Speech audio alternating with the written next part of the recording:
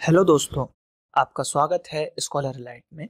जो लोग ये वीडियो पहली बार देख रहे हैं तो उनसे रिक्वेस्ट है कि आप हमारे चैनल को सब्सक्राइब कर लीजिए ताकि जो भी वीडियोस मैं अपलोड करूंगा आपको नोटिफिकेशन के माध्यम से पता चलता रहे।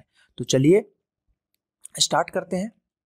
बात करें यहाँ पर तो भारतीय संविधान के अति महत्वपूर्ण प्रश्न यानी कि वन लाइनर क्वेश्चन आंसर की सीरीज का ये भाग 8 है, जिसके अंतर्गत बहुत ही आईएमपी जो है पॉइंट्स को कवर किया गया है और कुछ प्रीवियस ईयर क्वेश्चंस को भी कवर किया गया है। तो चलिए स्टार्ट करते हैं। देखते हैं हमारे पास जो यहाँ पर क्वेश्चंस की सीरीज है उनको देखते हैं। तो चलिए स्टार्ट करें। देखिए पहला है हमारे पास, भारतीय संविधान का कौन सा अनुच्छेद संसद को अंतरराष्ट्रीय समझौते को लागू करने के लिए विधि निर्माण की शक्ति प्रदान करता है, जो हमने पिछले पार्ट में लोकसभा में देखा था और इसका अनुच्छेद पूछा गया। तो अनुच्छेद है 253 के द्वारा किया जा सकता है। भारत की संचित निधि से धन निर्णय का जो पर संचित किसका नियंत्रण होता है, तो वो होता है संसद का। और जो है संचित निधि 266, इसी से हमारे राष्ट्रपति की पेमेंट, उपराष्ट्रपति की पेमेंट वगैरह दी जाती है संचित निधि से। किस राज्य में लोकसभा में अनुसूचित जाति तथा अनुसूचित जनजाति के लिए आरक्षण नहीं है? तो देखिए अनुसूचित जाति और अनुसूचित जनजाति के लिए गोवा और जम्मू कश्मीर में कोई आरक्षण नहीं है लोकसभा की सीटों में। किस राज्य का यानी कि किस सभा का अध्यक्ष उसका सदस्य नहीं होता? तो राज्यसभा का सदस्य उसका सदस्य जो है नहीं होता है, अध्यक्ष उसका सदस्य नहीं होता है, क्योंकि उपराष्ट्रपति जो होता है वो होता है राज्यसभा का अध्यक्ष। और राज्यसभा का अध्यक्ष कौन होता है? तो देखिए भारत के उपराष्ट्रपति उसके अध्यक्ष होते हैं।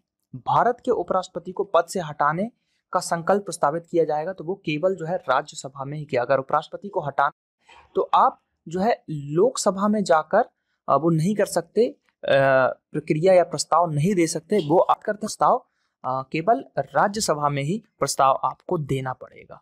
ठीक है, चलिए बात करते हैं कुछ और क्वेश्चन की। तो भारत के उपराष्ट्रपति का चुनाव किया जाता है कैसे? संसद के सदस्यों के द्वारा। संसद का चुनाव लड़ने के लिए प्रत्याशी की न्यूनतम आयु होनी चाहिए, यानी कि जो संसद है तो न्यूनतम आयु कितनी होनी चाहिए? तो वो होनी चाहिए आपकी 25 वर्ष। कितनी? 25 वर्ष यहाँ पर होनी चाहिए। तो आई होप कि ये जो है आपको याद हो गया होगा, क्योंकि मैं हर बार बताता हूँ लोकसभा के लिए 25, राज्यसभा के लिए 30 और राष्ट्रपति के लिए 35। तो ये 25, 30, 35 तो आपको एकदम याद ही रखना। संसद के किसी भी सदन के 2 सत्रों के बीच का अंतराल 6 माह से अधिक नहीं होना चाहिए।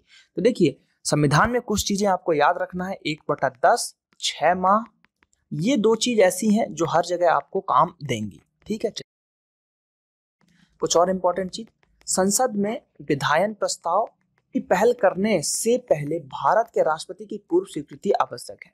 तो देखिए यानी कि जो विधायन प्रस्ताव है या धन विधेयक है, इन सब चीजों की यहाँ पर की जाती है। देखिए तो नवीन राज्य के गठन और राज्य की सीमाओं में परिवर्तन अनुच्छेद 3, और धन विधेयक ये 117 नहीं, ये 110 है। धन विधेयक का जो आर्टिकल है वो 110 है। से ऐसे कराधान को प्रभावित करने वाले विधेयकों जिसमें राज्यों का हित निहित है, अनुच्छेद 274 के तहत भारत की संचित निधि पर जो भारित व्यय और जो व्यापार की स्वतंत्रता पर जो है निर्बंधन आरोपित करने वाले राज्य विधेयक अनुच्छेद 304। तो ये सब चीजें जो है पहले आपको स्वीकृति, इसमें राष्ट्रपति की पूर्व स्वीकृति आवश्यक होती है। मेनली धन विधेयक का क्वेश्चन आता है कि धन विधेयक पारित करने के लिए किससे हमको पहले स्वीकृति लेनी पड़ती है? तो वो हमको राष्ट्रपति से स्वीकृति लेनी पड़ती है। सामान्य वित्तीय विधायन में सम्मिलित चरण है। सामान्य वित्तीय विधायन में सम्मिलित चरण है। देखिए बजट का प्रस्तुतिकरण, बजट पर चर्चा, विनियोग विधेयक पारित करना या वित्त विधेयक पारित करना। तो इसका जो आंसर की अगर हम बात करें तो आंसर क्या हो जाए, मतलब जो क्वेश्चन है इसमें कई तरीके से बन सकते हैं। क्वेश्चन ऐसे बनेंगे कि सामान्य वित्तीय विधान में सम्मिलित चरण है, तो इतने सारे चरण है। अब क्वेश्चन एक बना देगा कि बजट पर चर्चा किसका एक चरण है, तो सामान्य वित्तीय विधान का चरण हो जाएगा। इस तरीके से क्वेश्चन पूछा जाएगा। देखिए फिर आया ना 101/10, तो ये हर जगह आएगा। संसद में आधिकारिक विपक्षी समूह के रूप में मान्यता प्राप्त करने के लिए उसे कितने सदस्य होने चाहिए? तो कुल सदस्य संख्या का 1/10। संसद के 2 क्रमिक अधिवेशनों के बीच कितने समय का अंतराल अनुमित होना चाहिए? तो वो होगा आपका 6 माह का।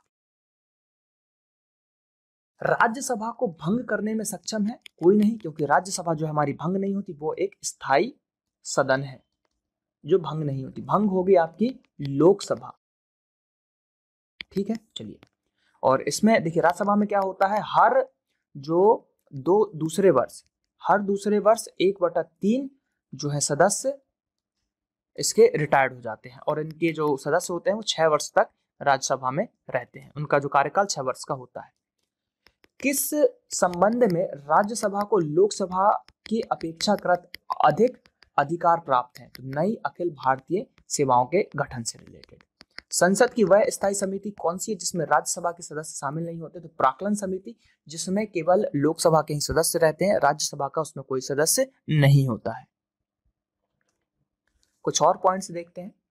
कौन सा विधेयक केवल लोकसभा में ही प्रारंभ किया जा सकता है? तो वो है धन तथा वित्त विधेयक, केवल लोकसभा से ही प्रारंभ होता है। धन विधेयक 110। धन विधेयक के अतिरिक्त किसी अन्य विधेयक पर संसद के दोनों सदनों में मतभेद होने पर राष्ट्रपति विधेयक पर विचार के लिए संसद की संयुक्त बैठक बुलाता है या बुला सकता है 108 अनुच्छेद के अनुसार। और उसकी अध्यक्षता कौन करेगा? लोकसभा अध्यक्ष उसकी जो अध्यक्षता करेगा। लोकसभा द्वारा पारित धन विधेयक राज्यसभा द्वारा भी पारित मान लिया जाएगा यदि उच्च सदन 14 दिन तक उसे लंबित रखे, यानी कि 14 दिन तक आपके पास रहेगा, राज्यसभा के पास रहेगा। अगर कोई प्रतिक्रिया वो नहीं देता है तो ऑलरेडी उसको पारित माना जाएगा। राज्यसभा के सदस्य के लिए न्यूनतम आयु कितनी? 30 वर्ष। तो फिर से मैं बता देता हूं, 25 लोकसभा, 30 राज्यसभा और 35 राष्ट्रपति। राज्य विधान परिषद के कितने सदस्य विधानसभा द्वारा चुने जाते हैं? राज्य विधान परिषद के कितने सदस्य विधानसभा द्वारा चुने जाते हैं? तो वो चुने जाते हैं 1/3 सदस्य। कोई वित्तीय बिल प्रस्तावित हो सकता है केवल लोकसभा में। कोई भी वित्तीय बिल हो, चाहे वो धन विधेयक हो या जैसा भी हो, तो वो आपका लोकसभा में ही प्रस्तावित होगा और वहीं से पारित किया जाएगा। लोकसभा स्पीकर का निर्वाचन होता है लोकसभा के सभी सदस्यों के द्वारा वोटिंग करके।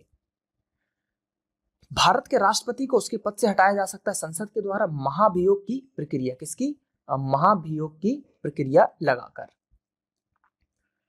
और जो महाभियोग की प्रक्रिया है वो कहां से लिया गया है? यूएसए से लिया गया है। ये भी पूछ लिया जाता है। लोकसभा को उसके कार्यकाल के पूर्व ही भंग किया जा सकता है। लोकसभा को उसके कार्यकाल के पूर्व ही भंग किया जा सकता है। किसके द्वारा? राष्ट्रपति द्वारा, मंत्रिपरिषद प्रधानमंत्री की सलाह पर। यानी कि जो मंत्रिपरिषद है पूरा हमारा, और प्रधानमंत्री अगर सलाह के द्वारा जो है पूरा लोकसभा को राष्ट्रपति भंग कर सकता है। लोकसभा चुनाव का कोई प्रत्याशी अपनी जमानत खो देता है यदि उसे मत प्राप्त ना हो सके। तो वैध मतों का 1/6 अगर नहीं होगा तो जमानत में जो राशि जमा कराई जाती है वो जमानत खो देगा, उसकी राशि उसको वापस नहीं मिलेगी। यह चीज यहाँ पर बोली जा रही है। वर्तमान लोकसभा में प्रत्येक राज्य के लिए स्थानों का आवंटन आधारित है 1971 की जनगणना पर। ठीक है।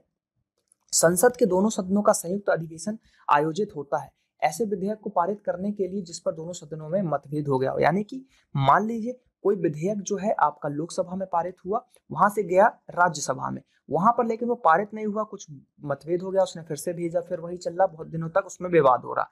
तो जब विवाद होगा तो राष्ट्रपति बोलेगा ठीक है, हम आर्टिकल 108 के तहत आप दोनों को बुला रहे हैं, दोनों सदनों की संयुक्त बैठक को बुलाएगा और अध्यक्षता करेगा उसका लोकसभा, जो लोकसभा का अध्यक्ष है वो करेगा और फिर उस पर जो है डिसीजन लिया जाएगा। राज्यसभा को स्थायी सदन कहते हैं क्योंकि इसे विघटित नहीं किया जा सकता या इसे भंग हम नहीं कर सकते, इसलिए इसको बोला जाता है। तो यहाँ पर जो है ये वन लाइनर का एक और पार्ट आपका समाप्त होता है। इसमें देखिए थोड़े थोड़े क्वेश्चन है, एक क्विक रिवीजन सीरीज आप इसको बोल सकते हो। आप जब इसको पढ़ोगे, डिटेल पढ़ने के बाद जब इसको पढ़ोगे तो आपको बहुत ही मजा आएगा कि नहीं ये क्वेश्चन मैंने पढ़े हैं, ये डिटेल में पढ़े हैं, तो आपको पढ़ा सा लगेगा, तो आपको अच्छा लगेगा। तो इन वीडियोस को देखिए, इसलिए छोटे छोटे वीडियो बनाए गए हैं ताकि जल्दी एग्जाम के पहले एक बार क्विक रिवीजन आप कर सको। तो इसके और पार्ट आप लोगों के सामने आएंगे। चलिए मिलते हैं अगले पार्ट में। Thank you. जय हिंद, जय भारत।